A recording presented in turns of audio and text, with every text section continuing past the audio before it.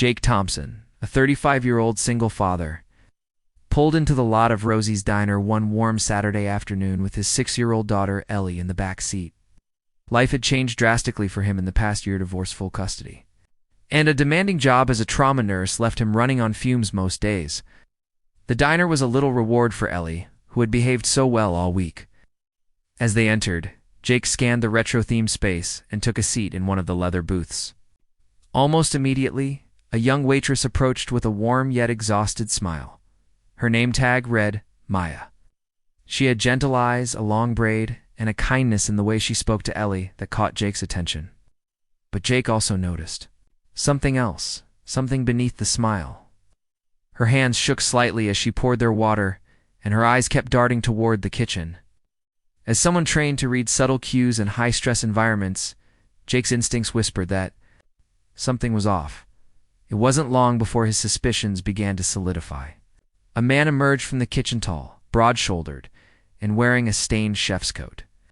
He moved in close behind Maya, whispering something in her ear that made her entire posture stiffen.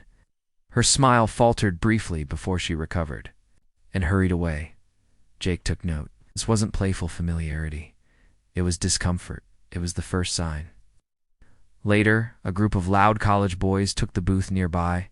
One of them clicked his fingers at Maya and made a crude comment, asking for napkins and her phone number.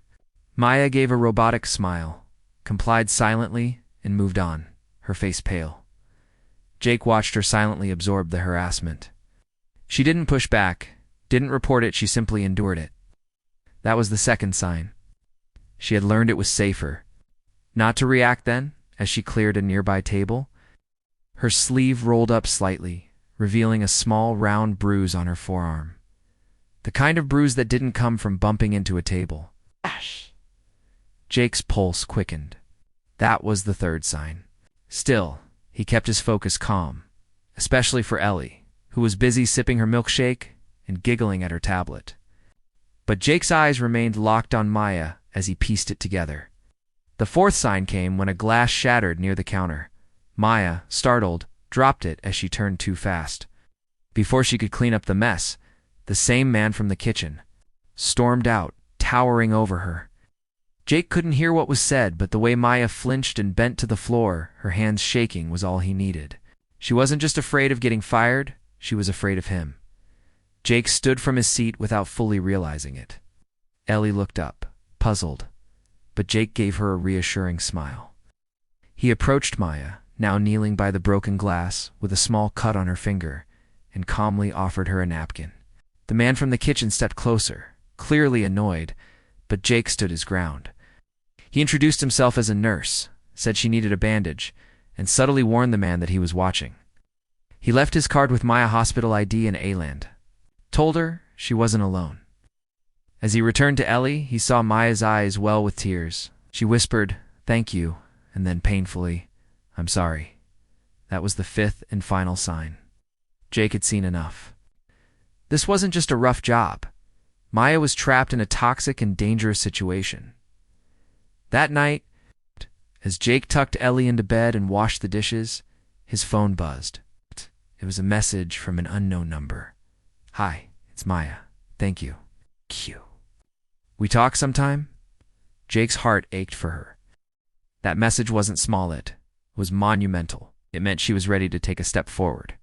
And Jake knew from experience that sometimes a single moment of courage could change a life. Jake responded gently to Maya's message, assuring her that she wasn't alone and that she could talk to him whenever she was ready. The next morning, as he sipped his coffee and Ellie colored at the table, another message arrived. "I'm outside." Jake opened the front door and found Maya standing there, nervously clutching her purse. He welcomed her in, offered her a seat, and kept things quiet and safe. She looked around his home a little messy, but full of warmth. Her eyes landed briefly on Ellie's crayons and stuffed toys. Jake waited patiently, knowing how hard this moment was. Then Maya began to speak. She told him about Barry, the man in the kitchen who wasn't just a chef or coworker, but the owner of Rosie's Diner. She explained how things started off subtly. with him offering extra shifts and help when she was struggling to pay rent. Then came the inappropriate comments, the lingering touches, the whispered threats. When she pushed back, her hours were cut. He told her no one would believe her, that she was replaceable, that he'd make her life hell if she made trouble. Maya's voice cracked as she explained that she had a son, Max, 6 years old, and that she stayed because she couldn't risk losing her only source of income. But when Jake stepped in that day at the diner, something shifted inside her. For the first time, she felt seen. She felt like she mattered again. Jake carefully and calmly proposed a plan. He retrieved an old voice recorder he still had from his days in the military and told her they could collect proof legally and safely. Ow. Maya hesitated at first, but then nodded. She wore the device during her shifts, and over several days, they recorded Barry's threats, lewd comments, and intimidation tactics. The evidence was undeniable. Finally, they took it to the police, where Maya, trembling but resolute, filed an official report. The officer they met had heard whispers about Barry before, but said no one had brought solid evidence until now. Maya's courage was the breakthrough they needed, with support from Jake, a local women's rights group, and a lawyer who agreed. To work pro bono, Maya found herself surrounded by people who wanted her to win. Soon, other women came forward. The diner shut down temporarily for investigation. Barry was arrested and charged with workplace harassment and coercion. Maya's name was in the local paper not as a victim, but as a woman who finally said enough. Her transformation over those weeks was remarkable. Jake watched as she carried herself with more confidence, spoke louder, stood taller. She found work with a nonprofit that supported single mothers and began training too. I'd become a counselor for others who had survived similar abuse. Her past didn't define her, it empowered her. One evening, as their children played together in the backyard, Maya turned to Jake and asked why he helped her. Jake smiled and said, "Because someone should have. And because if Ellie was ever in trouble, I'd want someone to help her too." Maya looked at him, eyes filled with emotion, and told him he'd saved her life. Jake corrected her gently. She saved her own life. He just reminded her that she could. Over time, the bond between them deepened. It wasn't built on pity or obligation, it was built on shared resilience, honesty, and hope. They weren't just rebuilding Maya's life, they were rebuilding a family, one quiet step at a time. Lee and Max became fast friends. Maya and Jake became something more than friends. And while the past left scars, it also gave them strength. In the end, Maya wasn't just a waitress.